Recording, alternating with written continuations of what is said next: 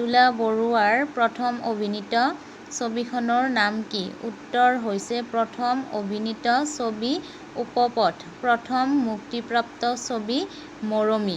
সৰ্বভাৰতীয় শ্ৰেষ্ঠ অভিনেত্ৰীৰ সন্মান পাওঁতা কোন? উত্তৰ হৈছে মলয়া গোস্বামী ফিৰিঙতি। সীমা বিশ্বাস বেণ্ডিত কুইন। গোৱালপৰীয়া লোকগীতৰ বাবে প্ৰতিমা পাণ্ডে বৰুৱাই জীৱন কাহিনীৰ আধাৰত নিৰ্মিত তথ্যচিত্ৰখনে ৰাষ্ট্ৰীয় ৰাজকমল বঁটা পায়। তথ্যচিত্ৰখনৰ নাম কি? উত্তৰ হৈছে হস্তীৰ কন্যা। 1992 চনত ৰাষ্ট্ৰীয় পুৰস্কাৰপ্ৰাপ্ত গৌতম বৰা পৰিচালিকা তথ্যচিত্ৰৰ নাম কি? উত্তৰ হৈছে the sons of Abotani the Mising.